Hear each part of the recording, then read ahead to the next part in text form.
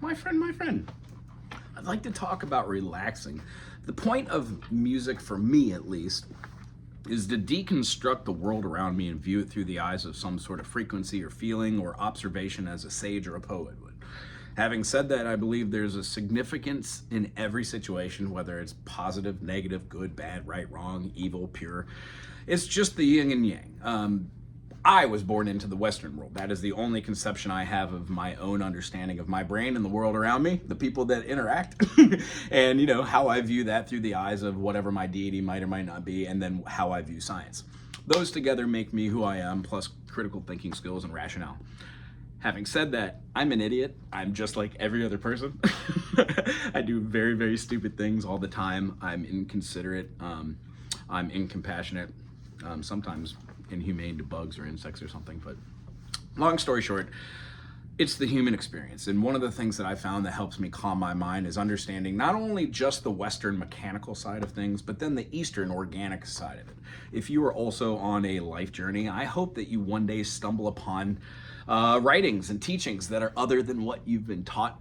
And it helps you also in music to understand concepts. So when I'm explaining scales like do, re, mi, fa, sol, la, ti, do, do, re, mi, fa, sol, la, ti, do, do, re, mi, fa, sol, la, ti, do. We also say 1, 2, 3, 4, 5, 6, 7, 1. C, D, E, F, G, A, B, C. C, D, E, F, G, A, B, C. And because of this, what it has done for me is I have understood now that time is the practice. When you put it to a tempo, and then you see the free space in between those notes, you start to understand exactly what the same thing science is. Like our molecules inside of our atomic equations, they're just wavicles, particles vibrating, and sometimes you can see through them because there's empty space. It's mind-blowing. Well, in music, whenever I hear a sonata, the first 2 minutes are my favorite because that's where it goes from the A. Generally, it goes from like the A to the B. It does that binary, and then I know that somehow there's going to be like this ternary feel, like where the C part's going to be a lot like the A part, but it might modulate. It might be in a different key by common tone. It might use secondary dominants to jump around and then come back. There will be central themes or motifs that are done, and cadences which are applicable. And yeah, they're general, but not as, it's like cereal. You don't want to eat the same cereal all the time, but you're familiar with that cereal, so that's what you do. There's a million brands of Frosted Flakes. Well, there's a million different ways to play a progression and do a deceptive cadence, or a progression that ends feeling odd or tense. I think it's a really unfortunate thing that a lot of people that I've met in my life that play music and have fun never will know what an augmented chord is by taking that the fifth and raising that tone. These chords are beautiful, and I use them to substitute for a lot of diminished tensity, and then musically playing modes and stuff over the top of that, which would be considered minor thirds to build tension, or doing whole tone scales or whole tone, half tone. These octagonal and hexagonal tonic, hexatonic songs and notes that we use, even though you don't necessarily have the definition to explain that or even think about that in real time, what we do is utilize parts of what we've learned as part of where to put the fingers as practice, and that's the time I was talking about. And the beauty about this is there's a real Zen portion of this when you just relax. If you're playing with somebody or you're listening to a backing track, or I don't know, let's say you're even a polished player and you play out with people, you have a band. Out of all the shows I've played, I've always found the most enjoyable ones and the easiest ones were the ones where the festival or the bar or the the event or whatever was well organized. It was easy, it was greased, as if the people had been doing it a million trillion times. And what it made me feel like was not that I was insignificant, but that I was just a part of something.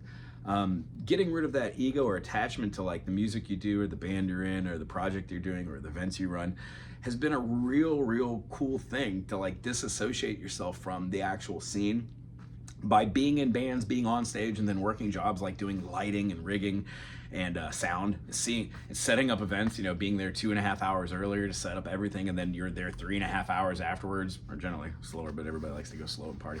But being able to just see what it is on both sides of the operation gives perspective. So as far as music, the perspective of being able to play fast and then slowing down, and it's an amazing one. The perspective of playing like a key signature, let's say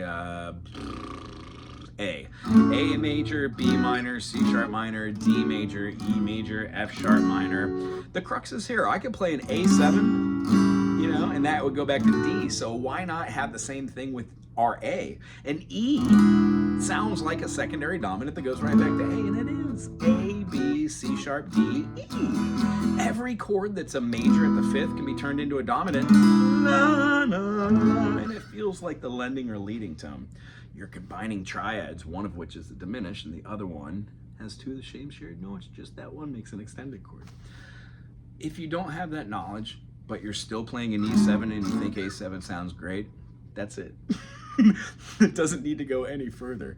But if you want to talk about the chords, how the triads or the dyads are devised so they pull and push tension towards the 4, the 5, the dominant or subdominant, that's like the next level. And then being able to talk with that with somebody and then look at what scale or mode you want to play, that's all from practicing and knowing vocabulary. But the proof that's in the pudding is taking a deep breath, no matter what project you're in, if you're on stage, realizing that the notes you play are only the notes you play right there. You might not ever play those same string of notes together depending on what you're doing. Now, I'm really into like psychedelic rock, like Fish and Grateful Dead, yada yada. But even something that's like and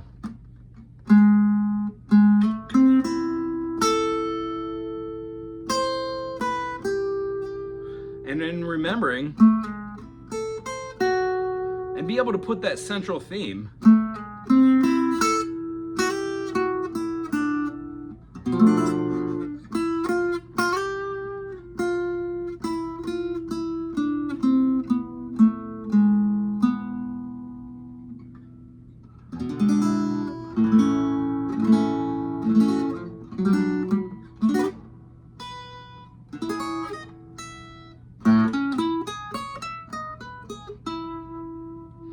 if you know where you are with a B minor or a C sharp minor relating to a B minor or a C sharp minor and relating back to your A, your D, your E, your F sharp, being able to play your E7 or knowing what a G sharp diminish is and then seeing that a D diminish is also there, and it can be moved anywhere. It can be played as a full diminish, it can be played as a half diminish, it can be played as many different types of chords. But these are all just concepts that you put names to.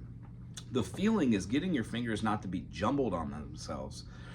And the best way to do that is to practice the practice of practicing. If you devote 5 minutes to one concept each day, or one idea that's a little bigger, like the correlation between the circle fifths, the key of C, and the key of A minor. It's a super huge thing, because when you see that one, you realize there's 14 other possibilities for that same interaction.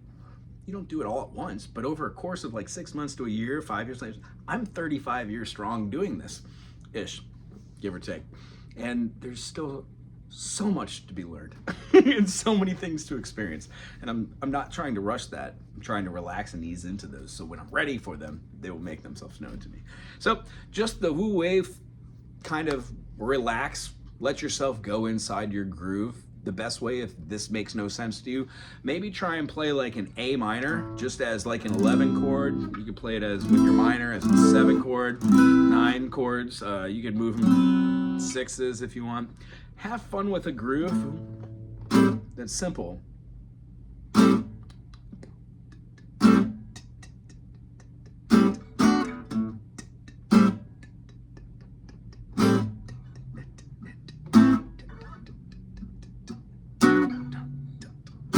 When you're playing single notes, enjoy one note at a time.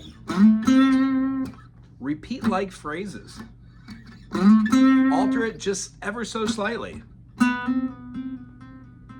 Half steps are my favorite, because those half steps really are the bee's knees of your modes.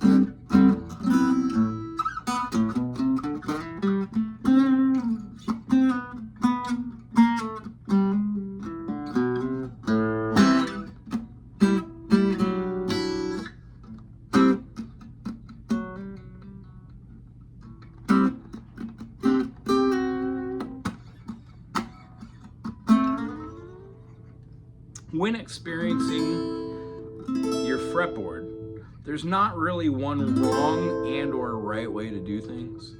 Your experience from playing chords, learning new ways to influence them with different notes, and how those notes correlate with other chords is really the beginning part of the foundation of music. But being overwhelmed by what you think you know and what you don't think you know and what you need to know and what you don't need to know, there is no real right path. It just is the observation of other things, analyzation of a little bit of music, whether it's Twinkle Twinkle Little Star or it's, Claire de Lune. So I hope you enjoyed this video. The idea is to just take a deep breath, do one thing at a time, maybe bullet point what you'd like to achieve in this day, this week, this month. Devote 5 to 10, 15 to 20 minutes to it. And if you're super, super serious, get a teacher or go attend some open local events in your local community. Or, believe it or not, there are still libraries which have resources. Go get a book and read it, or check out the interwebs. Anywho, if you enjoyed this, thumbs up, put something cool in the comment section. Tell me what you've been working on musically and how you find practicing becoming relaxing when you're playing either on or off stage. Aloha.